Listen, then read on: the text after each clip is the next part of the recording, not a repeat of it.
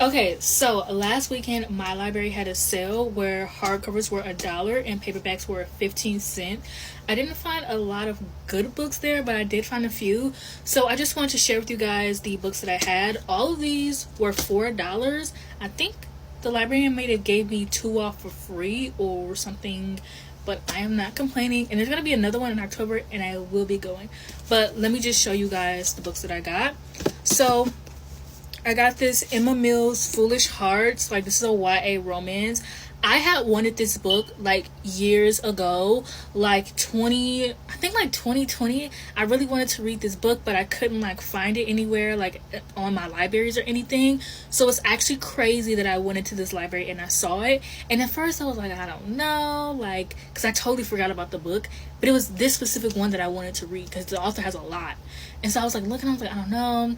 I went back, it was still there. I was like, well, you're mine now. And then, y'all, I got the Click books. Okay, so I never read the Click books growing up, but I did love the movie.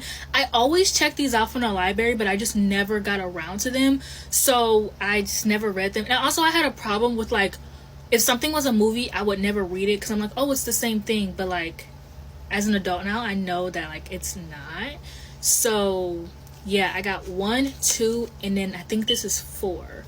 Or no, this one is 4, and this one is a little beat up. So I'm glad I got something off for free, cause. And then I also got this book called The Do Right. My sister literally was like, I read this book in college and I think you'll love it here. And I was like, okay, well, you buy it. She was like, no, you buy it. So she made me buy it with my own money. So hopefully, I mean, it was only 50 cents, but hopefully I like it. And then I found this gem, Twilight Eclipse. I did have this series at one point, and then I unhauled it, and like then I was like, oh, I want to haul it again. So I found this one. I also found New Moon, but New Moon was in a paperback, and it's like in beautiful condition. And there are actually 2 copies of Eclipse in beautiful condition, and then 2 copies of New Moon in beautiful condition. So, but like every store that I go to, like every like store that is like a thrift store or sells books for like $1, they always have Twilight. So I think it'll be really fun to try and collect this series, like maybe throughout the summer or just like in general. But yeah, I got some really good books and I'm so excited to like dive into all of them. Okay, so I've been watching a lot of movies this month, and one thing that I start to do this month is spend every single Friday watching my favorite movies from when I was a childhood. So I would go back to back to back watching my favorite movies. And so one of the movies that I decided to watch was The Princess Diaries, because I really love that one specifically. Like, I know everyone loves the second one and I still enjoy the second one, but I really love the first one, especially because I ship Mia with Michael. I know everyone ships her with whatever his name was from the second movie. I ship her with Michael. And I remember a few years ago hearing that in the books, because there is a book series, that in the books Mia actually ends up like getting with Michael. So I was like, you know what, I'm gonna read this series. So I'm gonna be doing a YouTube video on like the entire series, but I'm gonna tell you some of the differences I've already read. I'm only like 50 pages into the book. I'm gonna tell you the differences that have already like happened. Mia is 14 in this book. Not that big of a difference because she is 15 in the movie, so she's a sophomore, but in this one she's a freshman. Also, she is a lot more like raunchy. Like, I find it very funny, but there's a scene where, no, I don't even know if I can repeat that on TikTok. Like, it was actually insane.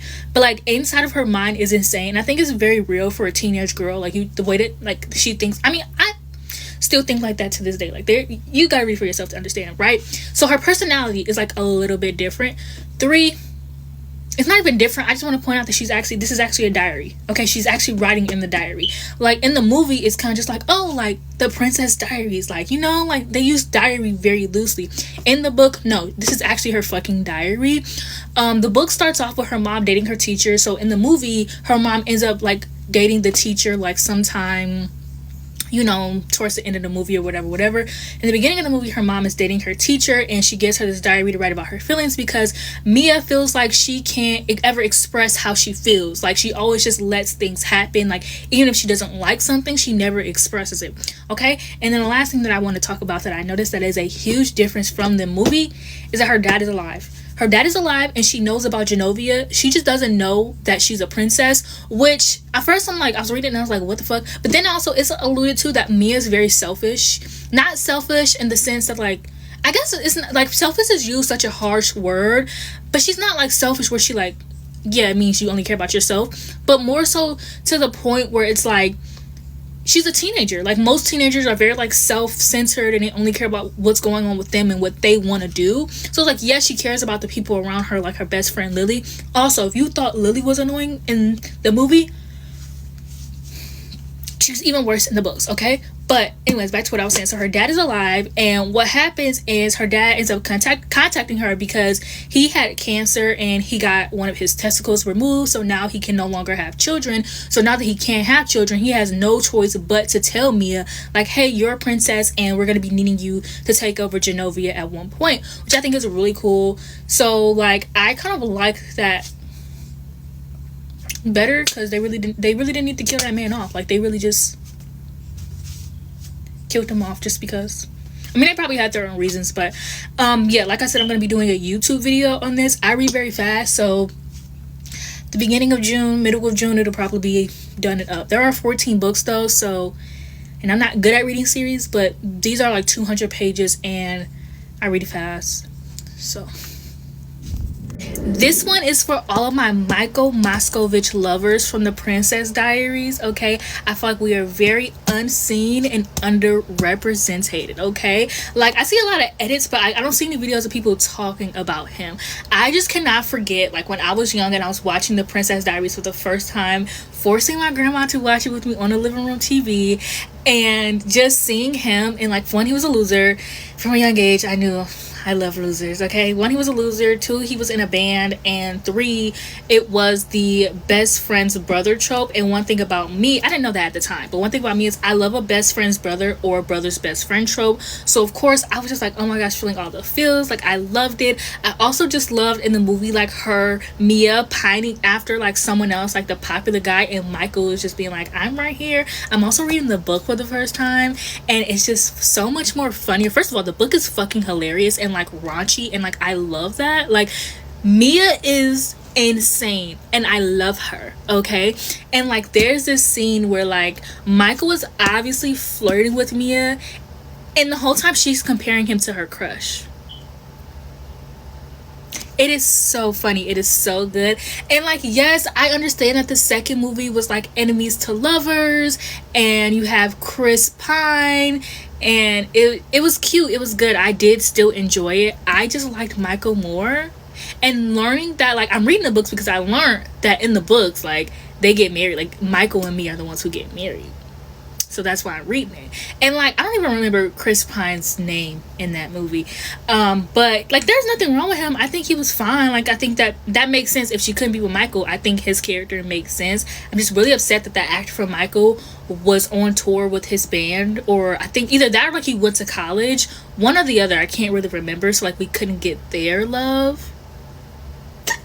But I just love Michael so much. And, like, I understand if you like Chris Pines. I also don't like new characters. I have this really big issue where if you're introducing a character in, like, another season of a show or, like, another movie, it takes me a long time to warm. I don't like change. I'm very much aware of that. It's something, like, I've always had an issue with this as a kid. Like, you know, like, when you're watching the second season of a show, you've already got the characters established in the first season / movie. Like, you know, you got the group established, the dynamics and everything, and then here comes a new bitch. You're like, who is this? So I have an issue. I'm not working on it, but I'm very much aware. So I think that's the biggest reason why I can't stand Chris Pine and Mia. I don't know his name. I don't know his, but I can tell you Michael's name. I love him. So this is all for all my Michael lovers from the Princess Diaries. I see you. I hear you. We are here. Okay? Today, Israel bombed a refugee camp in Gaza after telling Palestinians just 4 days ago that this area called Block 2371 was a safe area in Rafah. And then they bombed them 60 times, a refugee camp, when they were sleeping.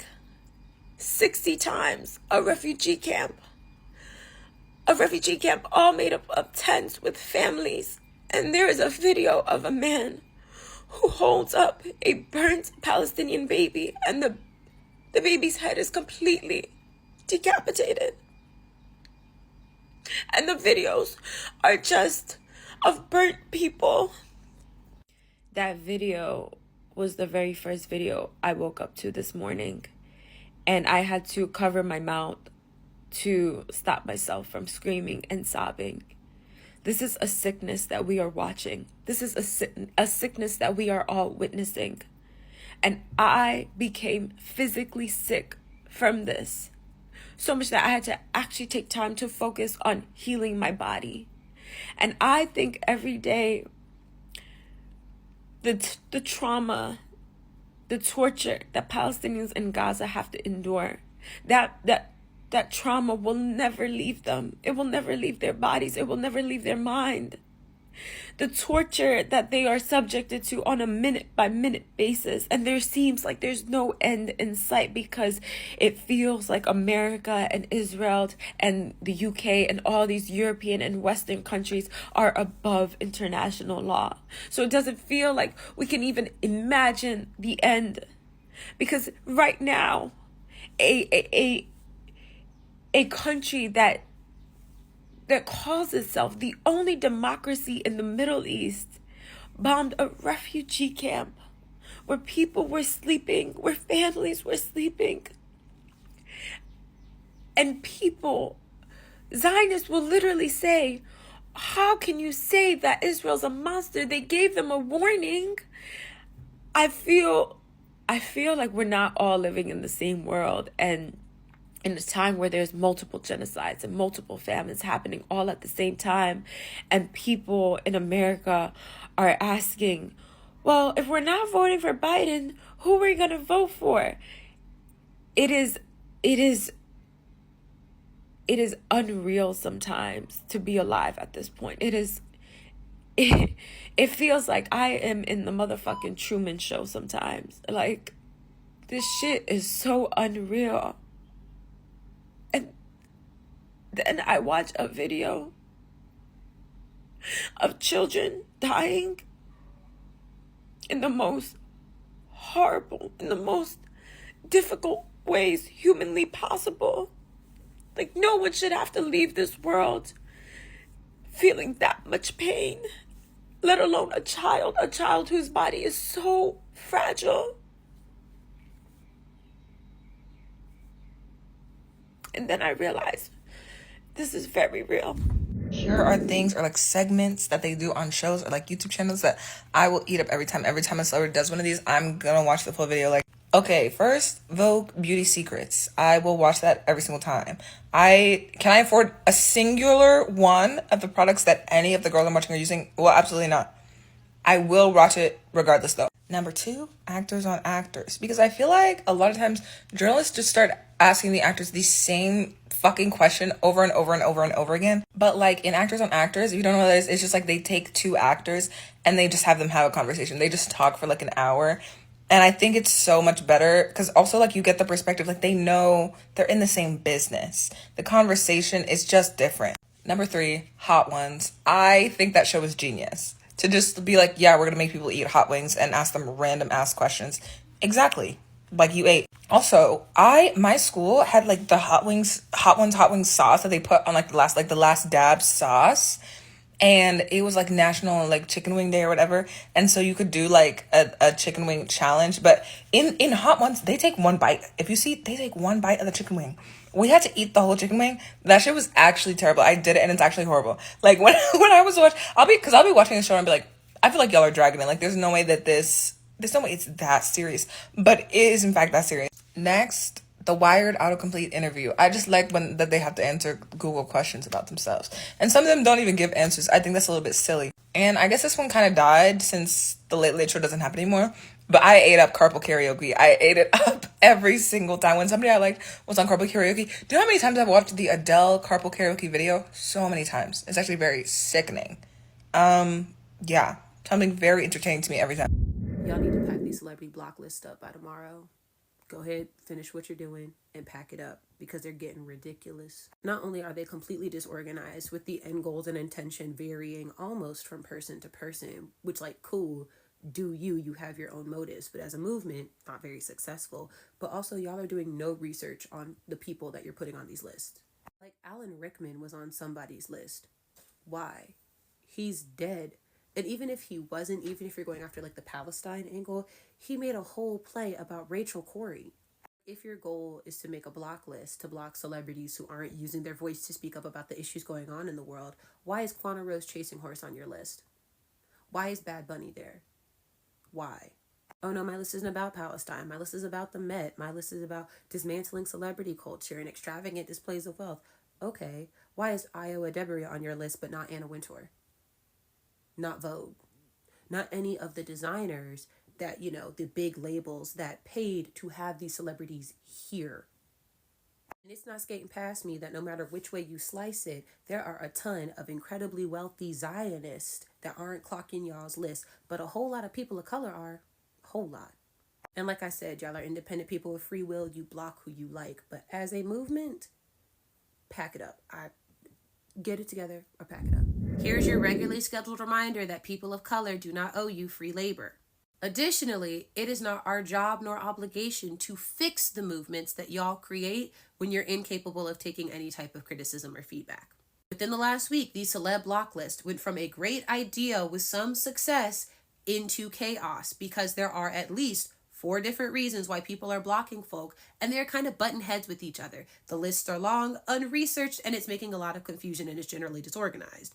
Anyone can see that. I've said it, and some of my mutuals of color have said it. As we've also pointed out, a lot of these lists focus on people of color and women and femmes.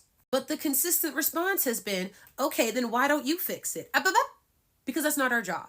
As activists, advocates, and generally people with hearts who want these movements to succeed, part of that success means giving and accepting feedback. But as y'all have the same access to information that we have, it is also not our responsibility to do that labor for you. Especially for movements that we don't feel super passionate about. I think this is a great idea, but is it my top 10 list of things to do in a day?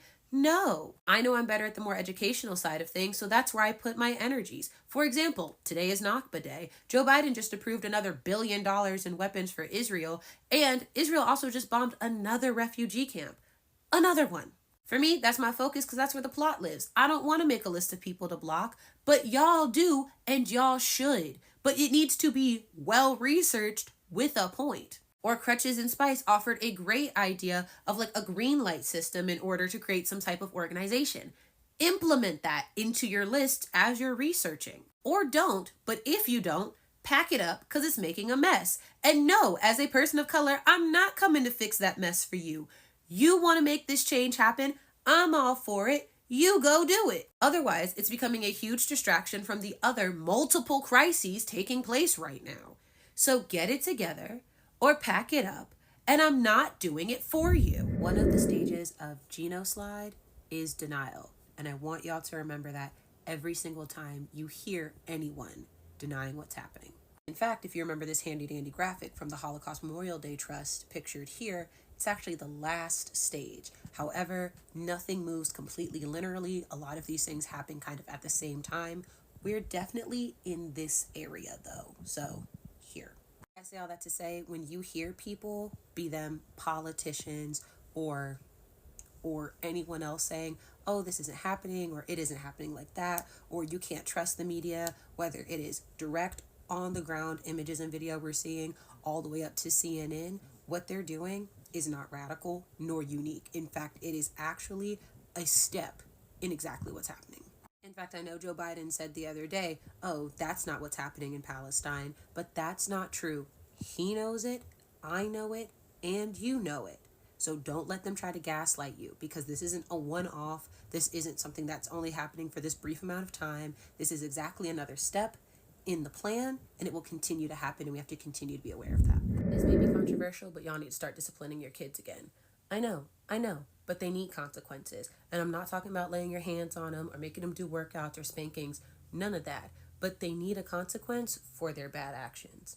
We see teachers talk all the time about how students aren't learning, how they're falling behind, how they can't read, and I will never blame a child for the systemic failings of the education system. However, not all of these failings are systemic. Some of y'all are raising monsters and then releasing them into the classroom. And the social impact aside, it's impacting their ability to learn.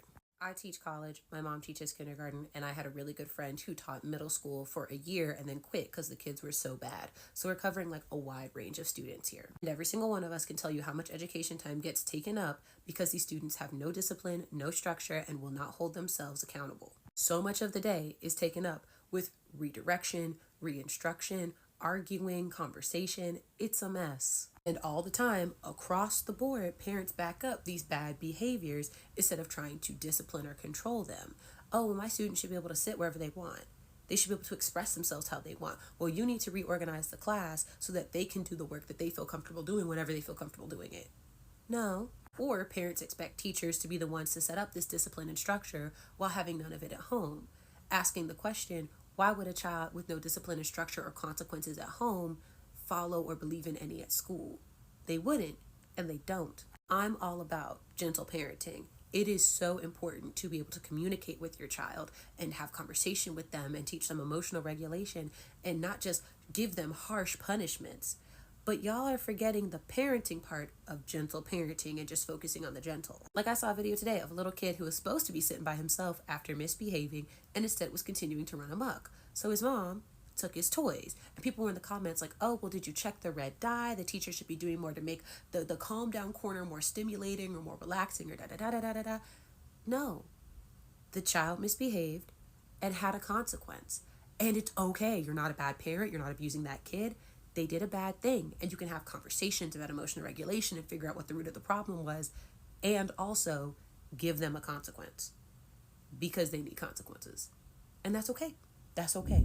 While I'm thinking about teaching, I just want to shout out all teachers across grade levels because we are not a monolith, and I appreciate many of y'all for your service. Because I teach college, my mom teaches kindergarten, and while we both have experience in each other's fields, we have definitely found our calling. Because while our students are oddly similar, like we can use the same quick write prompts because they're generative and creative, or like we have the same reward system, except instead of me offering my students toy cars, I'm offering them extra credit points, but they're still both getting candy at the end.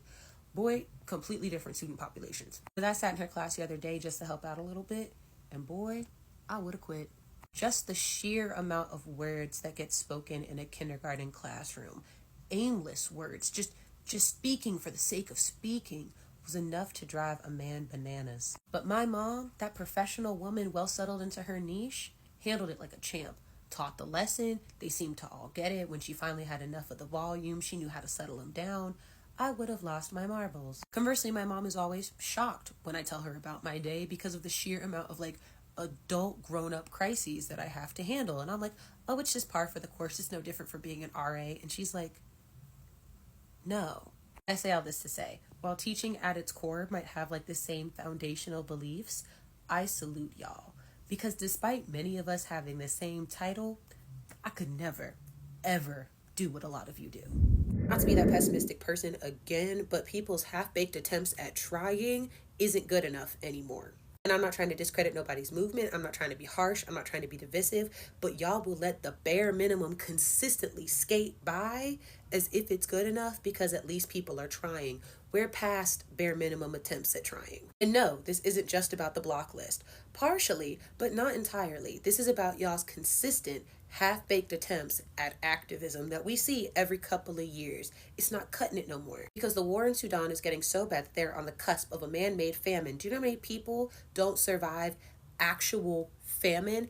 And it's man-made. Congo, the RAPE capital of the world, is currently selling children in bags so they can work in mines so that we can have cobalt and coltan for our cell phones. Governments around the world are slowly starting to stop recognizing Palestine and Palestinians as a nation and a people as this genocide continues. In the United States, people are fighting tooth and nail for their fundamental rights to be in control of their own bodies. Debt is so bad that people are turning to TikTok to ask for help from other people who are also in debt that hopefully hopefully we can all get each other paid off, which is a good idea. All of this is just the tip of the iceberg, and it's all taking place while y'all insist that you are at least trying something, even if that something is poorly organized and poorly executed, while y'all have decades and decades and decades of examples of successful protesting strategies and successful organizational strategies on how to start and execute a movement.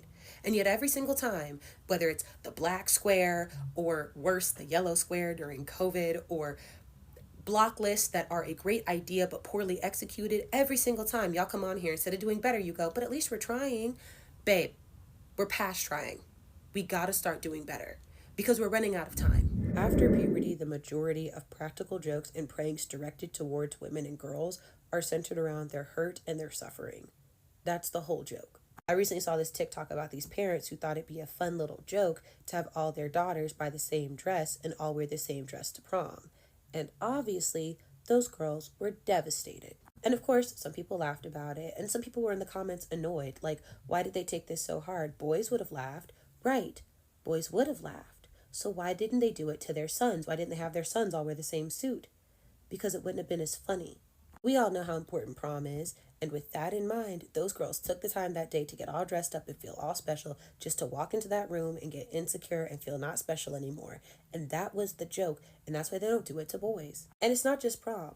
Think about a lot of the practical jokes you see online that are directed towards women and girls specifically. Cake in the face on the wedding day. Phone call saying that your significant other has been in a car accident or has passed away. Broomstick between the legs at the grocery store, or getting felt up on the elevator. Those are the jokes. Now, obviously, there are jokes for everyone that can hurt everyone. But in general, if a joke is directed towards a man or the general population, like anybody could pass by, they're relatively harmless. Think like Impractical Jokers, or think like a guy jumping out of the bush just to startle you. Like, nothing crazy. And when you're a kid, again, most of the jokes are harmless. Anybody could get whoopee cushioned. It's an equal opportunity playing field. But once you cross the threshold from kid into girl into woman, those jokes aren't about jokes and laughter and harmless things anymore. It's about pain and suffering. That's the whole gag. And so when you're like, women don't take jokes well, women aren't funny, it's because the joke's not funny. It's not funny. It's about them getting hurt. The education system not being built to accommodate children means that school shouldn't start at the crack of dawn before their brains are awake, and they shouldn't be penalized for when they fall asleep under those circumstances. The education system not being built for students means they shouldn't be sitting in seats for 6, 7, 8 hours a day with little to minimal stimulation, and they shouldn't be penalized for when they get distracted or off topic. It means they shouldn't have to take dozens of standardized tests to measure their intelligence when all we're doing is assigning their worth to that score. But the education system not being built for students doesn't mean just letting your student tell their teacher, no, I don't want to do any work today, and letting that slide. That's disrespect. There's a difference. If you ask most people who work with children, they love their job. Teaching is thankless work. You don't do it for the paycheck. You don't do it for fun. You do it because you love what you do. And yet these teachers from daycare to college are quitting in droves. And it's not because the education system is suddenly adapting to student needs. It's actually getting worse. It's because students are also starting to be so disrespectful, no one can handle working there. These students don't just talk back or get a little sassy. They argue, they belittle, they bite, they get aggressive and violent. And then beyond that, we have parents who enable them by just consistently saying, oh, well, they're just kids being kids. You need to accommodate their needs in the classroom, blah, blah, blah. No, your child needs to learn how to exist in a society. I had a beautiful childhood. It came with discipline and consequences and structure. It also came with communication and conversation as to why I was doing the things that I did. And as a result, I didn't do too much. But y'all will excuse every single bad behavior as the system not accommodating that behavior, as opposed to that behavior being unacceptable. Now teachers are quitting in droves, and if you're not wondering why, you're saying that it's because the system is finally starting to accommodate kids. Meanwhile, you can't even give these kids the bad grade that they earned because they refuse to do the work, because the minute that you do, you get cussed out by the kid, cussed out by the parent, and there's no repercussions. Discipline your children. They are children, capable of learning, capable of doing better, being held to a certain standard. They're not dumb. They're children. Alpha is on fire Rafah is burning as we speak.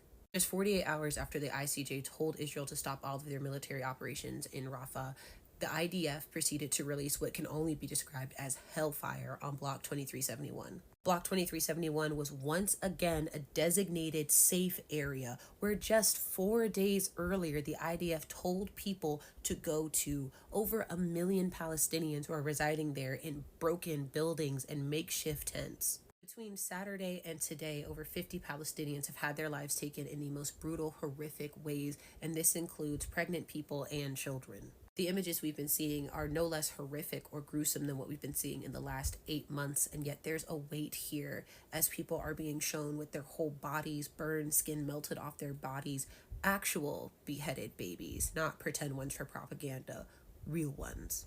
Obviously, Israel and the IDF don't care about war crimes, but we already knew that because we already know there's no justification for this kind of violence. But I also want to remind y'all that this kind of violence is not done as a response. This is a targeted, planned attack. What we've seen these last 8 months has been a planned, targeted attack. This is not about October 7th or the hostages. They are pawns in a 76-year-long game to erase the Palestinian people. If you feel like you haven't been doing enough, swallow that feeling and get to it. The first best time to care was back then. The second best time is right now. I know it feels like we have no words, no language for this kind of horror, but we do, and we have to use them because this is unjustifiable. Rafah is burning. Women in Palestine are having their wombs removed after giving birth. Total hysterectomies, not because they want to, but because that is the best way and sometimes the only way to stop the bleeding. Outside of the excruciating pain that these human beings are going through, because again, there is such limited and almost no access to anesthesia right now, they can never have children again, ever. And again, this isn't because they want to, but this is because the healthcare system has been so decimated that they do not have access to the resources that they usually would have access to stop the bleeding in moments of crisis like this. This really strikes home for me and likely for other pregnant people as a person who is currently 31 weeks pregnant and thinks a lot about labor and pain management techniques and the resources my hospital has and how they have no resources and how they are resorting to this extreme measure just to keep them alive, again, with no anesthesia and no pain management. Not only is this another direct attack on women's rights and reproductive rights, as we have seen consistently over the last 8 months, from not having access to adequate menstrual products to the decimation of hospitals and what that means for labor and delivery and miscarriage rates and all sorts of issues, but this directly threatens Palestinian heritage and lineage. They are ensuring there will be no more Palestinian children to the best of their abilities. This is just another example of the suffering taking place on the ground in Palestine. No aspect of life goes untouched. If you're sharing that AI-generated image of Palestine, that whole all eyes on Rafah that's going around, bug off. Y'all make me so sick. Do you know how self-centered we have to be as a culture, as a community, for that to be the image going viral and getting traction and not any of the abundance of on-ground images and content that we have that people have risked their lives to get us?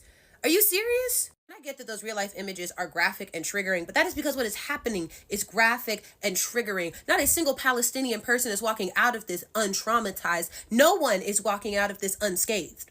Not only is this just blatantly disrespectful to the actual situation and the people who are suffering, but it is a slap in the face to all of the people who have risked life and limb to get us those images, who went through the dehumanizing process of sharing themselves and their community and their grief and their bodies to us so that we can document this.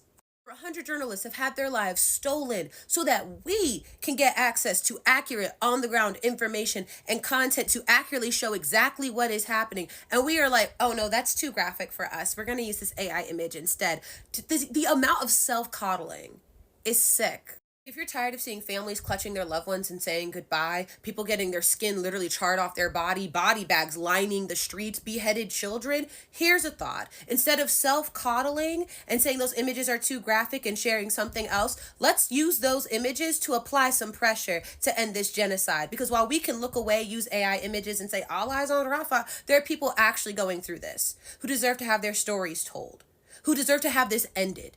So let's put some pressure there instead of creating and sharing some AI images. Shall we do that? Y'all make me sick. That one got me today. Y'all make me sick. This is how we got black squared in 2020. Everybody was posting those little black squares talking about how they were showing solidarity and doing this, that, and the third, and how it was wrong of us to get upset that people were showing solidarity using these black squares. So people stopped talking about it. They let it ride. This is kind of complacency, this kind of self-comfort where people are like, oh, but people are doing the bare minimum and that's enough in this moment, so let it go. That lets y'all get complacent. And when y'all get complacent, what happens in 2020 happens now, which is where Congress was like, oh, we feel so awful. They donned their little kente claws, put their little fist up while they were taking a knee on the House floor, and now years later we're dealing with cop cities out the wazoo. My personal feelings towards AI art aside, I understand the benefits of not always showing graphic images, especially when we have to censor basic words on the internet. I got it. And I know that at the end of the day, the most pressing thing to talk about is not AI art in times of Genoslide. I personally don't show those graphic images on this platform for that very reason. Plus, it's just like way out of my comfort zone. But in a world where this has been happening for the last over 230 days, for an AI generated image to be the one getting some traction instead of the images and content that over 100 journalists have laid down their, not even had laid down their lives, had their lives taken from them so that we could have access to, girl, please. Wanting to show a simple non-graphic image for emphasis is fine, but y'all couldn't even use any of the art made by actual humans who are using the commission to actually donate to Palestine. Like, what's not... I mean, this is one of the most impactful things I've seen in days, and there's no picture here, just words. Just one woman telling her story about how she is holding her 6 children in her hands as they are now handfuls of sand. We have testimonial like this and stories like this and images like this, and the AI art is getting traction. And y'all are defending it. I'm gagged. Great question. What about the kids online? What about the content that they're seeing? Should they be exposed to content that is so graphic and traumatizing? Excellent ask. I'm not upset. My general rule of thumb is that if kids are old enough to experience it, kids are old enough to learn about it. And I know that it sucks. We have to go about it in child-friendly ways, but that is my general rule of thumb. Now, what I'm not saying is that children just need to be ambushed by a lot of the graphic content that we've been seeing as they like scroll about their days, because that's not cool. They're just kids. But in my opinion, that's when it becomes the role of the parents to kind of censor or at least monitor the kind of content that they're seeing and engaging with, and to keep them informed. I mean, that's my general rule of thumb when it comes to anything that's like graphic, even if it's not this kind of graphic or even adult. Like, I remember the same kind of like uproar when WAP came out and people were like, well, what about the children? And Cardi B was like, what about them? Like, it is our responsibility to inform children in a way that is child-friendly, and it is also a parent's job to censor the world around them for their age level. I mean, kids shouldn't have unfiltered, unmitigated internet access anyway. Trust me, I grew up in an era where Kik was a thing. So yeah, in general, my rule of thumb is if a kid is old enough to experience it, then a kid is old enough to learn at least the basics of it in a child-friendly way. And what that looks like is up to the parents. So when it comes to sharing these real on the ground graphic images, I think that it's up to the parents to mitigate their kids' access to that to the best of their abilities. But I don't think it's our obligation to not talk about it or to use AI art to talk about it. Because that just feels kind of disingenuous to the movement. Like, most of the things we do aren't like super duper kid friendly. So I think it's weird that like 237 days in, all of a sudden we're like, what about the kids? What about them the first 236 days? I don't know. We don't talk about postpartum enough. And I know that is a symptom of the larger issue, which is that we don't talk about reproductive care enough, especially when it comes to literally anybody with a uterus. But it's really resonating with me that we just don't talk about postpartum, and we judge people a lot for what they experience during postpartum, especially the rage and the anger. Like, maybe it's my FYP shifting for obvious reasons, but I've been seeing a lot of content lately about people talking about their experiences with postpartum and postpartum rage. And I saw that video of this one girl who was throwing ice cubes in the bathroom to like release some of that aggression. And the comments were, to no one's surprise, Buck Wild, saying that she doesn't deserve her kids, that she hates her baby, that her baby needs to be taken from from her, that she is a terrible parent. And I was thinking all the while that this is a really good way to kind of cope with the anger that you might feel. Because when we talk about pregnancy and postpartum, we all hear about the weepy woman, and I myself am a weepy woman. However, I've also never been angrier in my life than I was my first trimester. Like, I got so angry at one point that I ran out of my house barefoot in December in a storm in shorts. I've heard stories of people who got so mad at their partner pregnant for like walking across the floor with muddy shoes on after they mop that they stayed in a hotel for 3 days. Like, the hormone shift is no joke, and we don't talk about it unless it's to poke fun about the fact that pregnant people cry a lot. But if you take that shift and amplify it by like 5 at least, that is the postpartum roller coaster. I personally am very nervous about it, and I'm incredibly thankful for the support system that I have. But postpartum depression, postpartum anxiety, postpartum rage, postpartum psychosis are all incredibly real things that we don't talk about. I don't know. We need to talk about it more. We need to destigmatize it. It is a very real thing that people go through. And instead of talking about it or creating community or holding space, there's a lot of judging going on. And it ain't serving nobody. No. I will not applaud y'all for doing the barest minimum humanly possible in the wake of an 8-month-long G-side. I'm not doing it. Ignoring the fact that I am a human being entitled to my own opinions and not y'all's little cheerleader that's rooting you on every time you take a step towards humanity in the wake of an 8-month-long G-side where we've seen nothing but bodies and bodies and bodies for over 230 days, I'm not even sure what that image was supposed to do. Because people say, at least they're spreading awareness. What are we now more aware of because of that image that we weren't aware of beforehand? Because that says all eyes on Rafa, and yet it doesn't even include a picture of Rafa. The AI art is so bad, people can't tell if they are tents in the image or storage containers. Like, if the computer-generated image is making y'all more aware than the 8 months of news and propaganda, than the 8 months of journalists and civilians showing all of the horrible images that we've been seeing, the student encampments, the man who lit himself on fire to draw attention and protest the G-side. Is it that y'all were unaware, or is that y'all were willfully ignorant? Which brings me to point number 2. And that is that people keep saying, well, at least they show that they're on our side. At least they show that they care. Do y'all care, or do y'all just not want the backlash? It takes all of 10 seconds to hit the share button on literally any platform. We have over 230 days of content that they could have been sharing, and people didn't up until a few days ago, where they decided to share the most sanitized thing possible, so much so that it's not even real. Is that showing that you care? Or has the G-side gotten so bad that to continue to be silent or to play both sides just makes you look bad at this point? Because that's what it looks like. And I'm not applauding y'all for finally joining the movement with the barest minimum possible that y'all like to call activism. I'm not. Because Palestine deserves better than that. And the over 35,000 people who have been unalive deserve better than that. Especially the over 15,000 children who have been unalive deserve better than that. And the millions who have been displaced and injured. And every single Palestinian who's been traumatized deserves better than that. So if you just want some recognition, just want some praise, y'all can gather around and pat each other on the back for doing the barest minimum possible by sharing an image that isn't even real. But I'm not doing it. I'm not. And you won't change my mind on that. One of the wildest parts of pregnancy is that your body just starts doing stuff that it's never done before. And that's just like your new normal for an unknown length of time. Like, thankfully, we're starting to learn more about postpartum and how it takes up to like 2 years for you to start feeling normal again after birth. And we already heard things like you'll have mood swings and nausea and headaches and all this other stuff. But there are some just random things that your body just starts doing, and people are like, it happens. Like, I have an adhesive allergy now. I didn't before. I've used like body tape and stuff. Not anymore. I went to the doctor the other day. They put a Band-Aid on me for some vaccines I had to get. And now look, I got a Band-Aid tattoo.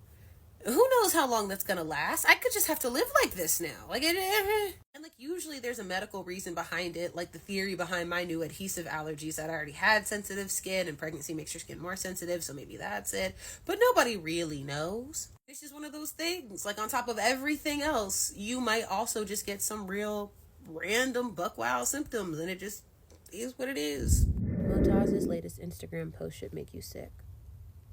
All of his Instagram posts should make you sick, but his latest one is so sad. Content warning if you haven't seen it: for child loss, specifically baby and infant loss. But I also want to remind you all that while that image is so graphic and so disheartening, it's not a unique image, it's not a unique situation. There are thousands, millions of children around the world in those circumstances, both in Palestine and in other countries like Sudan. In Sudan, there's a refugee camp where people are sheltering, where a child passes every 2 hours from starvation. And I want to remind y'all that what's happening in Sudan and what's happening in Palestine are entirely human made. There's no food shortage. In fact, in Palestine, food is waiting at the gates to get to them, and it can't. And while the image that Motaz shared is graphic and disheartening and so sad, it's also important that we bear witness to this and talk about this in totality so that we understand just what the gravity of this situation looks like. Because that baby didn't deserve that. These kids don't deserve that. They deserve food and water and shelter. And our job is to make sure they can get that. That's what we need to be doing. I laid down for a nap, woke up an hour later, and Donald Trump was a convicted felon, found guilty of all 34 counts. This is how all naps should end, with the best news. There is good news in dark days. A wise person once said that abuse is a team sport, in the sense that everyone claims to be against domestic violence and sexual abuse until it's time to actually support a victim. Then it becomes clear that society is so okay with abuse that abusers don't even have to come up with their own justifications. Everyone else will do it for them. We interrogate victims about their choice in clothing or what they did to put themselves in that situation. We tell young girls to go upstairs or put on longer shorts because creepy Uncle Bob is coming over. We ask victims of domestic violence why they didn't just leave, even though the most dangerous time in an abusive relationship is when you're trying to leave. The system is often no help. These abusers get a slap on the wrist until they actually kill someone. And that's because society is so okay with abuse that rather than protection, women are just offered cheat codes on how to deal with it. Society is so okay with abuse that even women with wealth and visibility are not shielded from it. A superstar is beaten and she had to have done something to provoke him.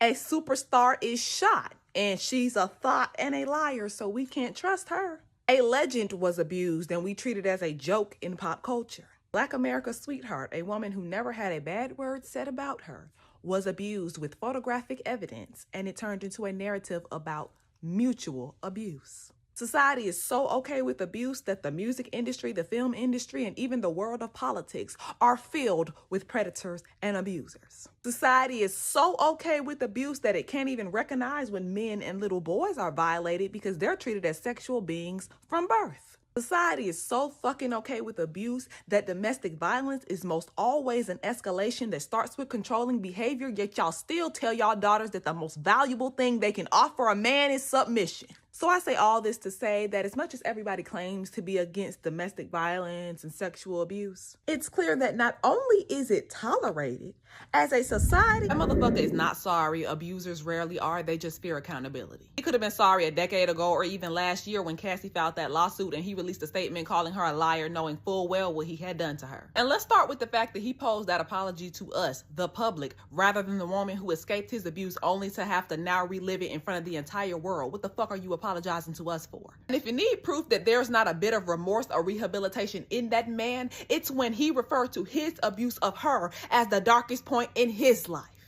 As if he was the one having a hard time and just acting out of character. That video is one of the most terror-inducing things that I've seen in a while, and one of the scariest aspects is this.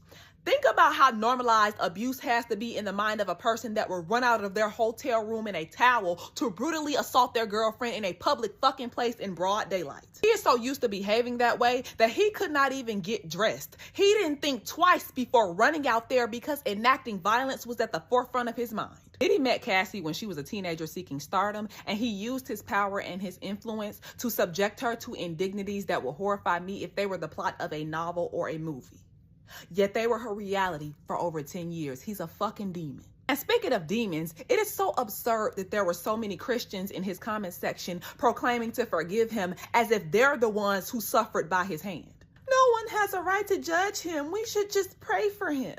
If ever there was a safe space for abusers, it's the church, because y'all have so badly distorted the concepts of accountability and forgiveness that all somebody has to do is invoke the name of God and y'all will open your arms to them even if they continue to cause harm. Y'all do know that you can be dense in peace, right?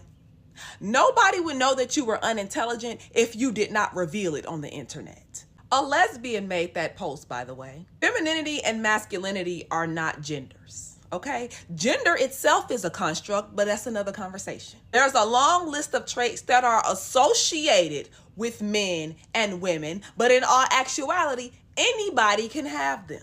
If a straight man said he did not want to date a feminine gay guy, nobody would be confused because they would understand that despite the fact that that gay guy may have traits that are typically associated with women, he's still very much a man. A woman who is masculine or who has traits that are typically associated with men is still a motherfucking woman. She's been socialized as a woman. She has the attributes of a woman. She identifies as a woman. I am attracted to certain forms of masculinity, but I'm not attracted to men. Therefore, I date masculine women. If Johnny had 4 damn apples. And you femme for femme lesbians who say this, because she's not the first one that I've seen, y'all should know how it feels to have your relationships invalidated. After all, people be thinking that y'all are just 2 girls playing around using each other as placeholders until you find a husband that's okay with threesomes. I defend the right for your dynamics to exist, but I gotta go be straight because my girlfriend wears boxer briefs? That's nasty work. I want to respond to this because nuance. First of all, it's a little tricky to say that somebody is pretending to be queer. We're all socialized under heteronormativity and gender roles, so both gay and straight people have a hard time understanding that masculinity does not always equal man. Sexuality can also be fluid, so there are a lot of straight women who will become involved with studs or masculine lesbians because they see them as interchangeable with men. But for a great deal of women, it's not that they're pretending to be bi or pan or even a lesbian. They just have not unpacked their internalized homophobia, so even though they're queer themselves, they still don't see queer relationships as valid. So no, they wouldn't be with a woman long term. But this is not just a problem among stud-femme dynamics. You know how many times I've heard femme lesbians say that they're sick of women using them for head or because they want a unicorn to fuck their little raggedy boyfriend? Shit, a lot of studs project heteronormativity onto other studs. Believe me, friend, I want lesbians to start unpacking heteronormativity. I'm tired of hearing that stud for stud is weird or that femme for femme is not taken seriously even within our community. Stud for femme is not the only valid dynamic, nor should it be treated as the default setting. But that still doesn't mean that every femme who exclusively dates studs is a straight woman who's cosplaying as gay. Perpetuating that idea actually plays into the myth that studs should be seen as equivalent to men. 8 books later, and it is finally time for the official ranking of all the Bridgerton men. We are going to be going from worst to best. The ranking will be based on how good the characters are, and by that I don't mean how well written they were, I mean whether or not I would actually date them in real life. And basically the ranking is based on how decent these men are as human beings. In last place, to hopefully no one's surprise, we have Benedict Bridgerton, the loser. If anyone has watched my previous videos, then you know that I absolutely abhor Benedict Bridgerton. And to be clear, this is book Benedict, not show Benedict, though, you know, show Benedict still remains to be seen, so reasons for last place? Well, I don't know, I think just threatening to have your love interest murdered or shipped off to prison just really puts you at the bottom of the pile. And in second to last place, we have, unfortunately, Philip Crane. I liked Philip Crane. I don't want to hear any hate to Philip Crane. I actually really enjoyed reading his character. I thought he was very well written. But compared to the rest of them, he did still do some bad things that make him deserving of this place. Philip was put in extremely difficult circumstances and never really had a good role model, but his actions still did affect people, and that's why he's here. Even if we forget his treatment of Marina and his neglectfulness of his own children, he still wasn't that great to Eloise, at least at the beginning, but he's learning and he wants to do better, and that is why he is above the loser Benedict Bridgerton. Next up, we have Simon Bassett. I want to make it clear, within this relationship, I have more against Daphne than I do against Simon. But even so, Simon still lied a lot to Daphne and kept her in the dark and kind of liked having her in the dark because it made him feel more powerful. And in that case, not great. Didn't love it, so that's why he's third from the bottom. Next up, we have a potentially controversial one, but Anthony Bridgerton. Most of Anthony's actions are in service of his family, so I can forgive a lot of things, and honestly, he is a genuinely brilliant husband to Kate, even in his own book, and especially in the later books. But there is one scene that kind of grinds my gears a little bit with him. It's the scene where him and Kate first kiss, and this is different in the book than in the show, and I am referring to the books when I talk about this. Anthony finds Kate in his office where she's been hiding. She didn't realize that he was going to be there, and she didn't even know it was his office.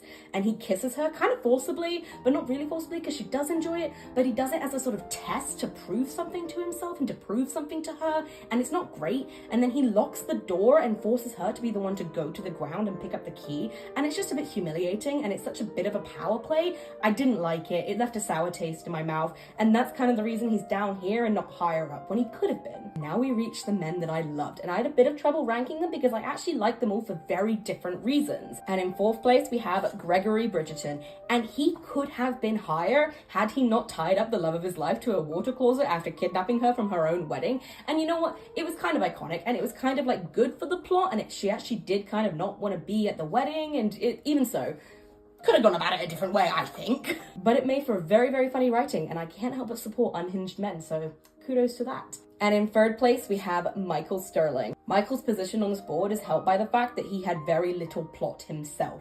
His only real plot was following Francesca, which is another reason why he's not higher up on the list, because his only plot was following Francesca, so woohoo.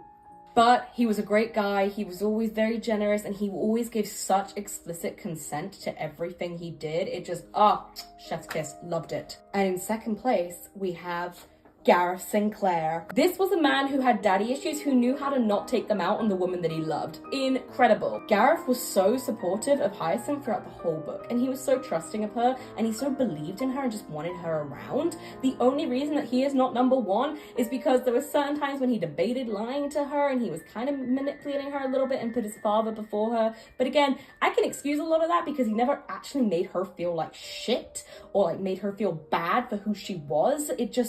He just did it all with a bit more grace than everyone else. And I loved him because he was so supportive of her. And more than anything, they worked so well together. You could really see them as a team throughout everything, especially through the heist. And it just warmed my heart, and it had more plot to it, which I think helped. And hopefully to no one's surprise, in first place, we have Colin Bridgerton. This man was kind, he was loyal, he was supportive, he never really got angry, and the only times he properly got angry was when he was genuinely worried about Penelope and what it would mean for her future. And he was so proud of her and so supportive and not at all shameful of her at all, which I was really worried he would be. But he just, the second he realized that he was in love with her, he was like, I'm gonna marry you. The second he knew that she was kind of more okay with being Lady Whistledown, he announced it to the whole town and made it clear that this woman, the love of his life, his wife, was the mastermind behind all these society papers. Oh my god. And then throughout the rest of the books, Colin was even still a brilliant character. He was a side character, but he was super supportive with Michael in Francesca's book, and in the rest of the books, he just was obsessed with food or his wife. There was nothing else on his mind, and that is iconic. I loved it. Let me know what you guys think, if you agree, if you disagree. The only thing I will say is that these two will not change. The rest, fully up to debate. Men. We've had the men, and now it's time for the women. This is the official ranking of all the Bridgerton women. This is a ranking of the book versions of the characters, not the show versions, because they are very different characters and they do different things, and so I can't really judge them as the same. This ranking will not tell you who my favorite character is or who I think the best written character is. It is a ranking based on how good these characters are as people, whether or not they are decent human beings. And I want to make it clear that every single woman on this list, bar last place, are ranked much higher than all the men. The men did so many worse things in their books than the women ever did, which made it quite actually hard to rank the women, but I did it. Coming in at last place, to hopefully no one's surprise, we have Daphne Bridgerton. There is a lot that I can forgive Daphne Bridgerton for. She wasn't very well informed in the world. She was often kept in the dark. Her mother didn't set her up that nicely. Simon purposefully lied to her and kept things from her. But what I cannot ever forgive is sexually assaulting someone in the night while they are so beyond drunk they're barely there. And second from the bottom, and it pains me deeply to say this, but Penelope Featherington. Penelope Featherington is my favorite character in the whole series. I adore her. I would defend her till my dying breath. But she did essentially create the Regency equivalent of the Sun. And you know what? She had every right to do it. She was shunned by the town, ignored, harassed, unloved by her family for her whole entire life. But she still did call out a lot of people and was really insulting for years and did deceive her closest friends and family. Few and far between, but she did deceive them by not telling them that it was her and by gossiping about them and like publishing it for the whole world to see. I adore Penelope Featherington. I would go to battle for this woman, but morally, I can only really put her in this position. Next up, we have Lucy Abernathy. Lucy is amazing. She's so caring and so selfless and so practical and such a good match for Gregory, but she did try to manipulate her friend into being in a relationship with a man that she really didn't want to be in a relationship with. And I know it all worked out for the best, and I know it didn't really matter in the end, but guys, it's so much harder to rank the women than it is to rank the men, because the women didn't do as bad things as the men did. The women were all actually great and just victims of their circumstances. Top 5 now. And in 5th place, we have Francesca Bridgerton. Francesca had one of the toughest journeys in the series, and I can understand her reasons for burying her feelings towards Michael, because she was still grieving the loss of John, and it was killing her. But the majority of her character was kind of just running away and escaping any sort of tense situation she was put in, which are understandable, I get it, but also for the lack of communication alone, that is why she's in 5th place. Next up, we have Eloise Bridgerton. While Francesca went through the most challenging circumstances, I feel like Eloise took on the most challenging circumstances. But Eloise took these circumstances in her stride, and she was so loving and caring to Philip and his children, even pushing Philip when he needed to be pushed. Why is she in 4th place, you ask? Well, running off in the middle of the night without really telling your family where you're going, and I know she left a note, but really, a note, come on, you disappeared in the night. And so for that reason, she's down here just purely for the grief she gave to her mother especially, but also her siblings. And in 3rd place, we have Hyacinth Bridgerton. Hyacinth is amazing. She's so brilliant and patient with Gareth and helps him get through his issues without actually ever pushing him or driving him too hard or making the problem about her. And the only reason she's in 3rd place and not higher is because she sometimes wasn't the best at listening to people and taking people's advice and actually hearing what another person's perspective would be, which again, isn't the worst thing that anyone's ever done in the world, but again, most of these women are actually really good people, so it's a lot harder to rank them than the men. And in 2nd place, we have Sophie Beckett. If I'm completely honest, part of me was inclined to put Sophie quite high to the top because she has to deal with Benedict Bridgerton her whole life, and so that makes her a saint in my eyes. But really, Sophie is here because she is so caring and so kind, even to people that she could justifiably not be. And I think that her relationship with Posey is a prime example of this, because although Posey was never outwardly mean to Sophie during their youth, she was never outwardly kind either, which, yes, they were children, why would she be? She doesn't know what was going on. She was also being treated badly by their mother, not as bad as Sophie, but also not with kindness or with love, which she should be. But in their adulthood, Sophie could justifiably want to not be around Posey because it reminds her of her trauma of her childhood, and it reminds her of the things that she wants to forget. But still, Sophie wants to help Posey and wants to give Posey the life that she deserves. And also, she put up with Benedict Bridgerton, so, you know, top points. And in 1st place, we have Kate Sheffield. There's not much bad I really have to say about Kate. I think she's amazing. She is so caring. Even when we fully really get to meet her, she's so loving to Edwina and to Mary, even when she feels like she's not a proper part of the family. And then as she falls in love with Anthony and she becomes Viscountess and we get to know her throughout the series, she becomes a mother figure to everyone else, and so selfless and so caring and so funny. And maybe it's a little unfair that she gets put first when we had a lot more time to get to know her compared to everyone else because we met her so early on, but I don't care. I love Kate. But yes, this is the official ranking of the Bridgerton women, and please feel free to disagree in the comments. I love all of these women except for Daphne, and so these were really, really hard to rank, and so if you have differing opinions, which I'm sure you will, please let me know them. Women